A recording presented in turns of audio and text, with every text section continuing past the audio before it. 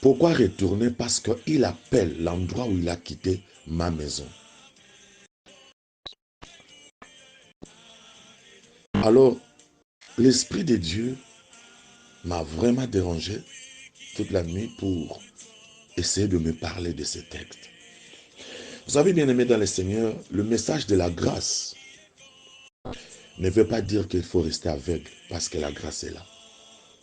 Le message de la grâce ne veut pas dire qu'il faut être paresseux parce que nous vivons sous la grâce. Le message de la grâce nous enseigne au contraire d'être vigilants. Le message de la grâce fait de nous des gens avertis. Beaucoup comprennent très mal le message de la grâce et prêchent le message de la grâce d'une façon qui n'est pas bonne. La Bible déclare ici, dans Matthieu 12, lorsque un esprit quitte un corps, il s'en va. C'est-à-dire cette personne vit maintenant le temps de la grâce.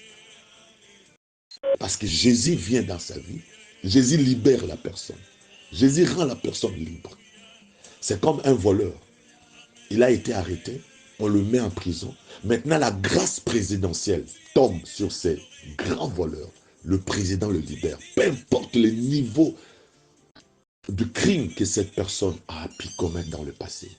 Mais lorsque la grâce présidentielle tombe, on ne juge plus la personne. On fait sortir la personne parce qu'il a reçu la grâce présidentielle. Alors, cette personne qui sort sous la grâce présidentielle, il est libre, il s'en va, il peut répondre à la vie normale comme toute autre personne. C'est ça la grâce. Christ vient, il nous affranchit, il nous libère, il enlève le mal qui était en nous, il change notre vie.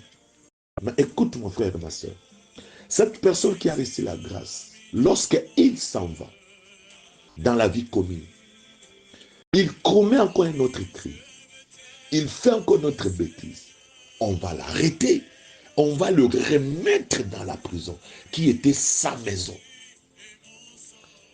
Il a fait 10 ans. Cette prison était devenue sa maison. Maintenant, il quitte sous la grâce présidentielle. Il commet encore une autre bêtise. On ne va pas dire que non, comme il a reçu la grâce présidentielle, il ne peut plus rentrer en prison. Non, c'est faux.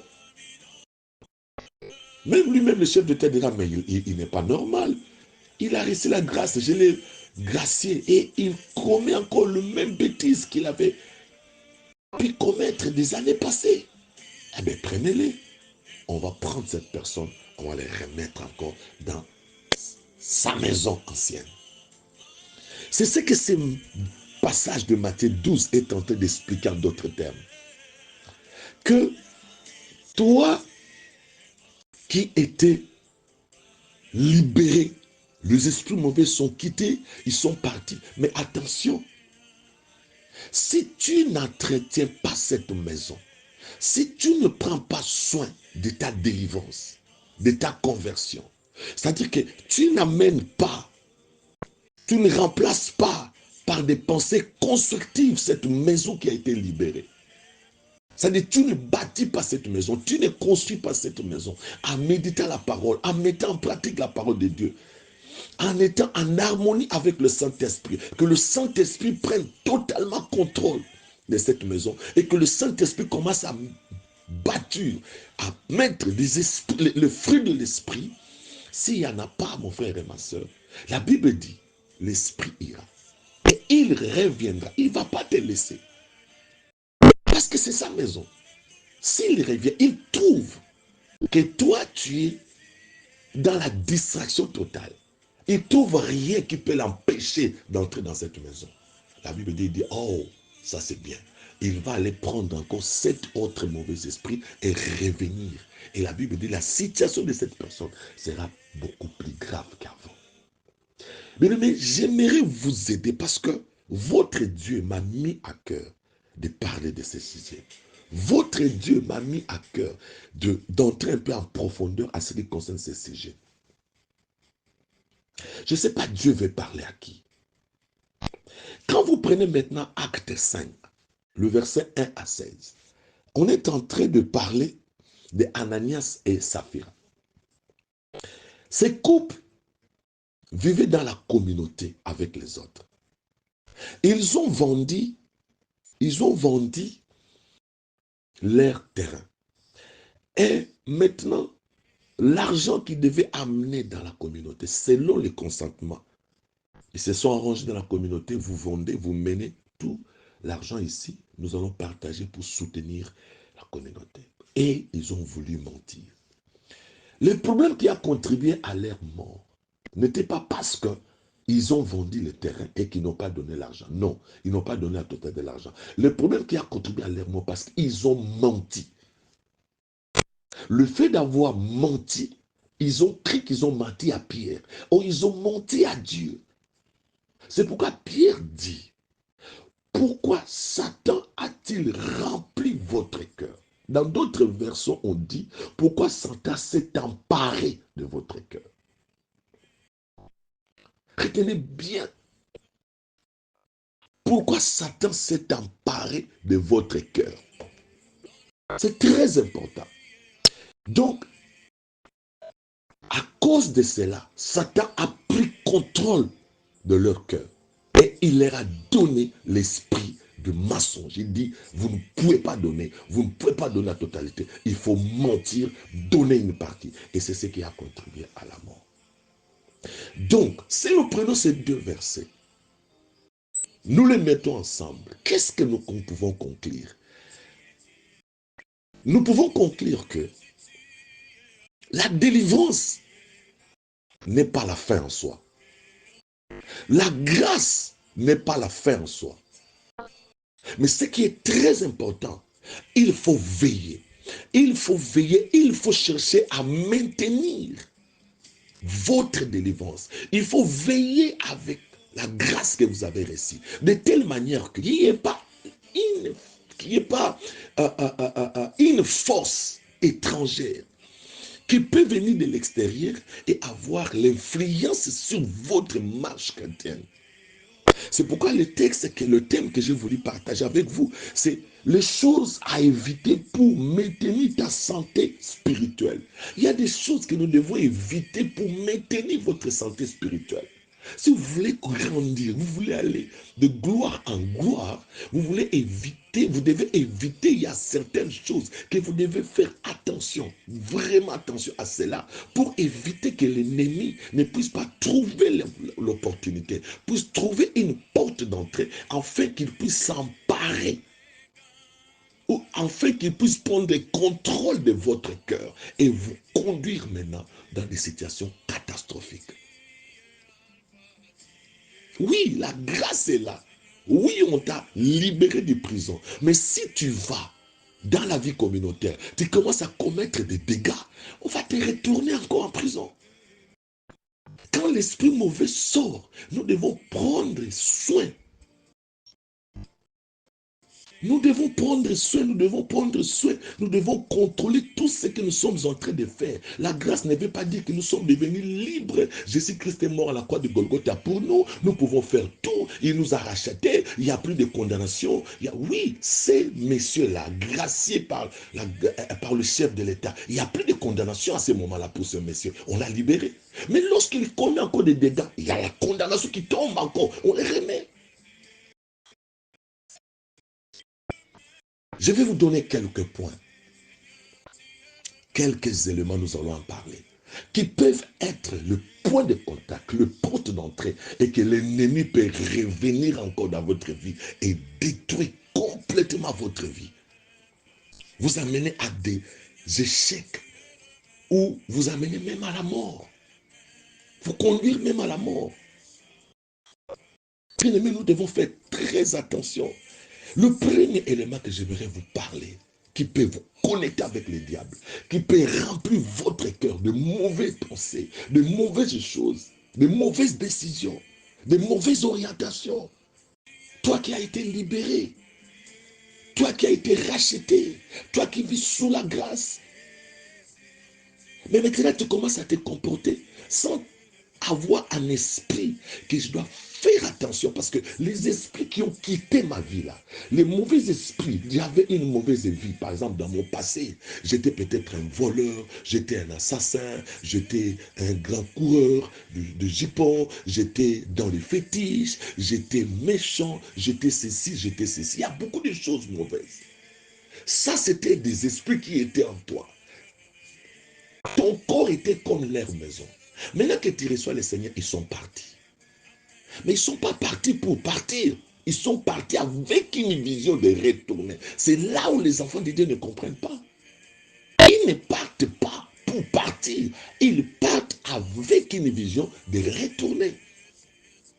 C'est pourquoi quand j'attends quelqu'un en train de prêcher un jour, dire, oh, comment vous priez, vous chassez les démons ne se terminent pas. Quel genre de démons et tout ça, nous vivons. Je dis, mais finalement, il y a certaines personnes qui prêchent des choses et ils ne comprennent pas. Est-ce que vous lisez aussi la Bible bien? Vous lisez la Bible avec un esprit égoïste. Vous voulez soutenir votre opinion. Mais vous ne lisez pas la Bible de façon globale pour comprendre aussi certaines réalités de la parole de Dieu. Qu'est-ce que nous allons dire de ces versets de Matthieu 12? La Bible dit clairement, quand cet esprit quitte, oui, tu reçois la grâce, cet esprit a sa vision. Il a sa vision, cet esprit. Quand il quitte, sa vision est que je vais rentrer. Alors, s'il rentre, il trouve que toi, chrétien, qui as reçu la grâce, tu as pu laisser la porte ouverte. Il entre. Mais demain, tu vas chasser encore les démons. Tu vas encore chasser. Pourquoi vous dites que oh, vous chassez les démons tout le monde? Mais oui, vous allez chasser encore les démons demain. Après des mots plus graves même qu'avant. Parce qu'il a dit cette fois-ci, cet esprit méchant. C'est-à-dire que si hier on a chassé les démons dans ta vie, il y avait peut-être qu'un esprit. Maintenant, il amène encore cette voie. Maintenant, le travail de chasser les démons sera encore beaucoup plus fort par rapport à avant. Donc, cessez de tromper les gens avec le message de la grâce pour dire aux gens, oh, vous chassez les démons à tout moment. Mais oui, si toi-même tu ouvres une porte, malgré la grâce que tu as reçue, tu ne mènes pas une vie correcte, mais les démons vont rentrer. Cela n'empêche pas les démons de rentrer. La Bible est claire dans Matthieu 12. Ils vont rentrer. Et nous regardons dans Acte 5, l'apôtre Pierre qui vit déjà sous l'état, sous la période de la grâce. Jésus était déjà mort, déjà ressuscité. L'apôtre Pierre, il prêchait maintenant le message de la grâce. Mais il dit à un des chrétiens que Satan a rempli ton cœur. Bien-aimé dans le Seigneur, ne distrais pas les gens avec le message de la grâce. Nous reconnaissons la grâce, mais nous devons être vigilants. La grâce ne veut pas dire que nous sommes devenus libres, nous sommes devenus ignorants. Nous devons veiller à entretenir la maison. Nous devons veiller à mettre des choses constructives dans notre vie. Construire une bonne relation avec le Saint-Esprit. Être toujours à veiller avec le Saint-Esprit. Savoir se protéger contre les forces extérieures. Parce que leur vision est de rentrer là où ils étaient avant. Si tu avais l'esprit de beaucoup aimer l'argent, mais les démons qui sont sortis là, mais ils vont chercher encore à rentrer, de retourner encore l'amour de l'argent. Voilà pourquoi le premier point que je vais parler, c'est l'argent. L'argent, c'est un bon maître. Il t'aide à résoudre beaucoup de problèmes. Il t'aide à te stabiliser dans la vie, sur le plan social, sur le plan financier, sur le plan matériel. Oui, c'est bien. Mais l'argent de l'autre côté aussi est très dangereux. La Bible dit dans 1 Timothée 6 que l'amour de l'argent est la racine de tous les maux. Quand quelqu'un était dans le monde, avant de connaître le Seigneur, il aimait l'argent comme je ne sais pas moi comment. Il est prêt à tuer quelqu'un à cause de l'argent. Quand tu viens dans le Seigneur, tu dois maintenant faire très attention parce que l'argent était la maison des démons là qui habitaient en toi. Maintenant qu'ils ont quitté, tu comprends maintenant que je suis devenu une nouvelle personne. J'ai reçu Christ et maintenant la grâce de Dieu en moi. Mais tu dois maintenant veiller. Parce que le même ennemi qui a quitté là, qui t'avait appris à voler, à cause de ça, tu as fait la prison. À cause de ça, tu as tué quelqu'un à cause de l'argent. À cause de l'argent, tu as détruit la vie des gens. À cause de l'argent, toi-même, tu t'es détruit dans certains domaines de la vie. Maintenant que tu as reçu Christ, tu as accepté le Seigneur. Maintenant, tu dois veiller.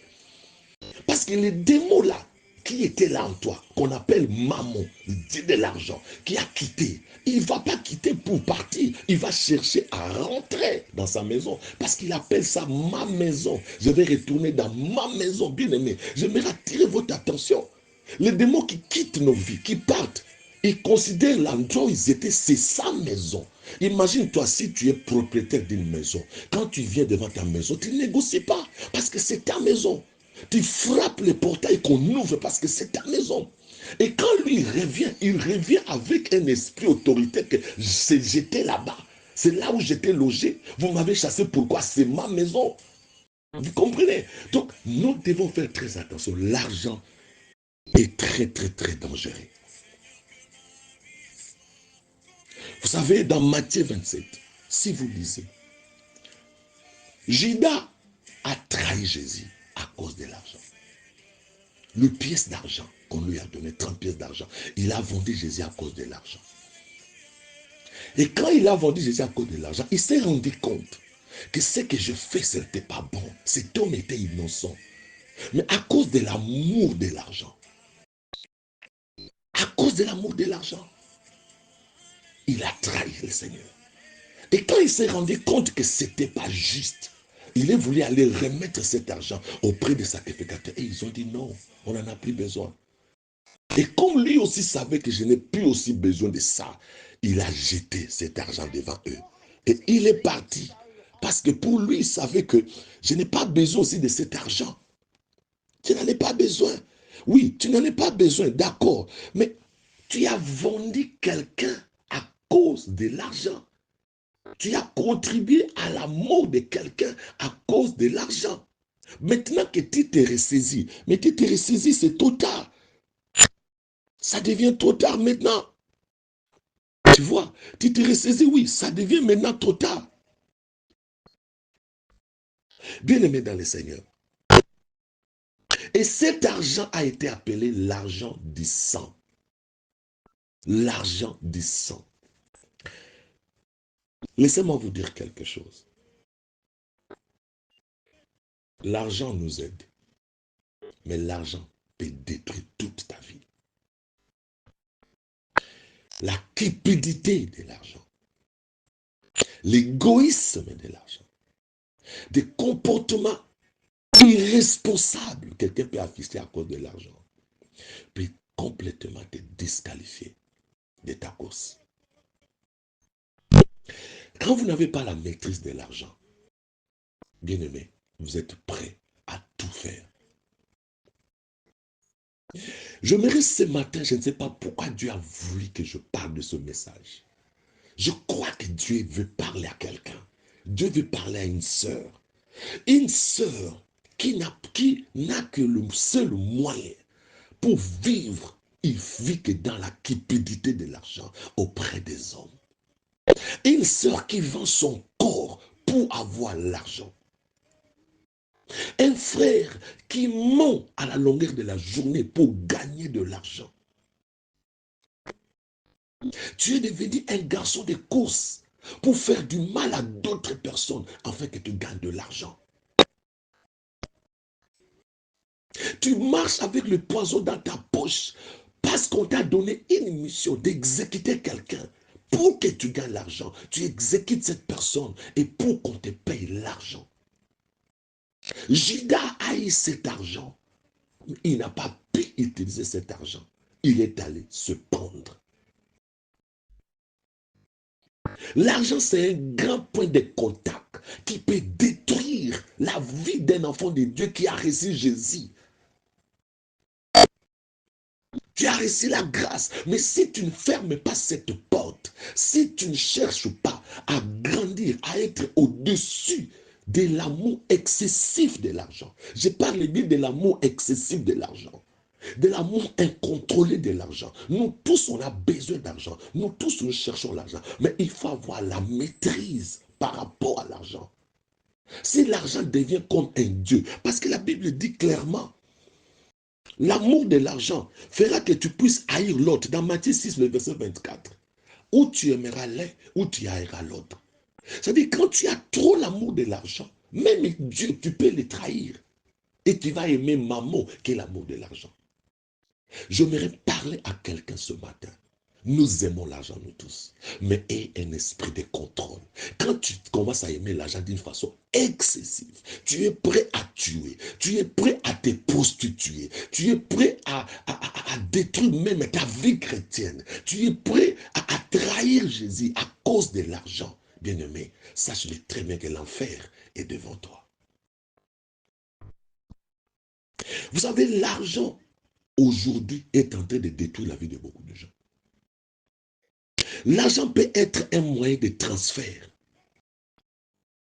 C'est-à-dire que quelqu'un peut te donner l'argent aujourd'hui. Toi qui es cupide, tu crois qu'il t'a béni. Au contraire, il ne t'a pas béni. Quand on avait donné à Judas l'argent, Judas croyait qu'il est béni. Il a reçu l'argent. Oh, il ne savait pas que cet argent, c'est le sang de quelqu'un. L'argent, on peut te donner l'argent aujourd'hui.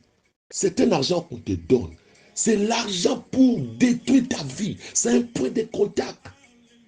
C'est pourquoi il ne faut pas accepter certaines bénédictions. Il y a certaines bénédictions que quelqu'un vient, il vient te donner l'argent. Toi, tu crois qu'il te donne l'argent dans le sens pour t'aider. Alors qu'il ne te donne pas l'argent pour t'aider. Il te donne l'argent pour acheter quelque chose entre tes mains. Prendre une puissance en toi. Prendre ton étoile. C'est ce qui se passe dans la vie de beaucoup de sœurs aujourd'hui. Beaucoup de sœurs à la longueur de la journée sont derrière les hommes. Ces hommes sont en train de leur donner l'argent, leur acheter des voitures, leur acheter des appartements. Mais elles ne savent pas en retour qu'est-ce que ces gens-là gagnent dans ta vie. Bien-aimé, cherchez à gagner l'argent d'une façon honnête et calme. Fais tes affaires, fais tes business. Cherche l'argent d'une façon honnête. L'argent qu'on cherche d'une façon excessive là, ton cœur est en train de brûler. L'envie brille. Si tu n'en as pas, tu es capable de faire tout. Bien-aimé, tu vas mal terminer ta course. Les occultistes que tu vois, ils gagnent leur argent au prix du sang. Et quand il te donne son argent, ne pense pas qu'il te donne parce qu'il veut te bénir. Non, il te donne parce qu'il veut t'utiliser. Dès que tu as contact avec son argent, c'est déjà, il prend ton esprit. Beaucoup de sœurs aujourd'hui souffrent d'histoires de mari, de nuit, ils ne comprennent pas des choses. Mais c'est à cause de l'argent que vous prenez. Toi, tu crois qu'il t'a béni. Il ne t'a pas béni. Dès que tu te mets en contact avec son argent, il te prend déjà en possession. Nous devons faire très attention avec l'argent. L'argent, c'est bien. L'argent aide. L'argent nous bénit. L'argent peut faire de grandes choses, mais il faut faire attention. Ayez l'esprit de contrôle. N'acceptez pas n'importe quel argent. Vous ne voyez pas qu'en l'état, nos ancêtres, ils faisaient des fétiches. Par exemple, ils prennent l'argent, ils lavent quelqu'un. On prend l'argent, on tourne sur sa tête, sur ta tête, on dit des paroles, on enlève la maladie et on prend cet argent, on jette dans la rue. Quiconque va ramasser cet argent pour aller utiliser, il prend cette maladie-là. Souvenez-vous, lorsque Naaman était venu pour chercher sa guérison, Naaman a amené de matériel, de bénédiction, l'argent, tout ce qu'il avait apporté. Et il voulait bénir l'homme de Dieu. L'homme de Dieu a refusé. Parce qu'il connaissait l'origine de cet argent de Naaman. Ce sont des gens qui ne sont pas propres. Ce sont des gens qui marchent dans des choses impures. Il est venu ici pour recevoir les dieux d'Israël. Mais je ne peux pas me soumettre à son argent. Sinon, il risque de m'acheter avec son argent. L'homme de Dieu a refusé. Mais son étudiant, son disciple, Géasi, a poursuivi Naaman pour aller demander à Naaman tous ces matériels, tous ces biens, tout cet argent. Et lorsque l'homme de Dieu a pu découvrir, vous savez ce qu'il a dit? Il dit que la lèpre de Naaman s'attache à toi. Parce que tu as été matérialiste. Tu ne sais pas pourquoi moi, ton père spirituel, j'ai refusé cet argent. Parce que moi, je connais l'origine de cet argent. Je sais que cet argent n'était pas bon. Ça va acheter quelque chose à moi. Ça peut distraire mon ministère. Pourquoi j'ai dit aux hommes de Dieu, les gens qui vous amènent des cadeaux, les gens qui vous bénissent dans l'église, pasteur, il faut faire très attention. Il y a quelqu'un qui veut seulement détruire ton étoile. Il veut voler l'onction de Dieu qui est en toi. Il vient avec des cadeaux énormes. Il vient avec des cadeaux énormes. Et quand toi, tu te plonges avec ces cadeaux, fini, l'onction est partie. Tu ne prêches plus le vrai message. Tu changes le message. Tu entres dans des choses impires. Beaucoup des hommes de Dieu aujourd'hui sont dans des séances occultes à cause de l'amour de l'argent. À cause de l'amour de l'argent, il n'y a pas la maîtrise. Nous devons avoir la maîtrise, bien-aimés, dans le Seigneur, de l'argent. Géasi a été atteint de la lèpre à cause des biens matériels, à cause de l'argent. Ma soeur, tu peux détruire ta vie à cause de l'argent. Cette personne qui te donne l'argent, tu ne sais pas cet argent vient d'où. Tu ne sais pas. Il gagne ça comment. Tu ne sais pas. Il y a des choses dans la vie qu'il faut refuser. L'homme de Dieu a refusé, mais Géasi a voulu prendre. Et la lèpre était au rendez-vous. C'est-à-dire que la maladie de cet homme-là est tombée sur Géasi. Bien aimé, beaucoup sont des prisonniers aujourd'hui à cause de l'argent que tu avais pris entre les mains de quelqu'un. Beaucoup sont des prisonniers à cause de l'argent que tu avais donné aussi à quelqu'un. Il faut aussi faire attention quand vous donnez aussi. Il y a certaines personnes, ils viennent te demander l'argent, il se faut comme s'il est dans les pauvretés, il est dans des problèmes. Les gens que vous voyez dans la rue là qui demandent l'argent. Je ne dis pas que vous ne pouvez pas bénir les gens, mais il faut faire attention. Toi, tu crois qu'il est pauvre, il n'est pas pauvre, il est plus riche peut-être par rapport à toi. Mais il cherche l'argent qui vient dans le main des gens pour gagner leurs étoiles. Nous vivons dans un monde aujourd'hui qui est devenu un monde tellement corrompu et nous devons faire très attention dans tout ce que nous sommes en train de faire. Que le Seigneur te bénisse. Je ne sais pas pourquoi Dieu a voulu que je change le message, que je presse ce message ce matin. Toute la nuit, le Saint-Esprit m'a beaucoup dérangé par rapport à ces Matthieu 12. Il dit, vous devez éviter certaines choses pour maintenir ta santé spirituelle. Maintenir ta santé spirituelle, il y a des choses à éviter. Nous allons apprendre toutes ces choses-là. L'argent, c'est la première des choses qu'il faut éviter si vous ne voulez pas détruire votre santé spirituelle, c'est-à-dire votre vie spirituelle. À partir d'aujourd'hui, si Dieu t'a parlé, bien-aimé dans le Seigneur, ne prends pas l'argent des gens pour plaisir de prendre. On peut te donner l'argent, on t'a acheté, on t'achète à travers cet argent. Judas a trahi Jésus. On l'a acheté à cause de cet argent. Et cet argent a contribué à la mort de Jésus. Que le Seigneur vous bénisse. C'était votre révérend, Pasteur Nicolas Tongo. J'espère qu'aujourd'hui, quelqu'un a saisi ce message. Aujourd'hui, ne donne pas l'argent à n'importe qui. Avant de donner, que l'Esprit de Dieu puisse vous convaincre. Parce que certaines personnes viennent dans vos maisons. Ils ont des besoins, ils ont des problèmes. Ils veulent juste détruire ton travail. Mais ils vont détruire ton travail à travers ton argent. Dès qu'ils prennent ton argent, il va travailler pour détruire ton travail. Il y en a aussi d'autres qui veulent te bénir. Dès qu'ils te donnent sa bénédiction, ils te rachètent, ils t'achètent. Et ils peuvent faire beaucoup de choses négatives dans ta vie. Parce que toi, la cupidité en toi, c'est déjà une porte d'entrée. Et cela peut permettre au mauvais esprit qui avait quitté ta vie de retourner encore. Aujourd'hui, le message, attention avec l'amour de l'argent. Nous aimons l'argent. L'argent, c'est un bon maître. Il nous aide à résoudre beaucoup de problèmes. Mais nous devons nous contenter de ce que Dieu nous donne. La Bible dit, contentez-vous de ce que le Seigneur vous donne. Mais tous ces gens que vous voyez qui sont famous, vous les voyez avec des milliards, si ils vous ouvrent leur cœur pour vous dire des sacrifices que ces gens font, des choses abominables que ces gens font pour être à la hauteur où ils sont, tu n'accepteras pas. Il sacrifie son père, il sacrifie sa mère, il sacrifie ses enfants, il sacrifie son doigt, il sacrifie quelque chose dans sa vie. Bien aimé, vous croyez que c'est gratuit sur ces gens que vous voyez riches, il a l'argent, il a... Bien aimé, il y a beaucoup de choses qui sont cachées, que vous ne connaissez pas. Contentez-vous de ce que Dieu vous donne, ma soeur. Contente-toi de ce que tu as. Si Dieu te bénit, tu es capable de manger, tu es capable de te vêtir.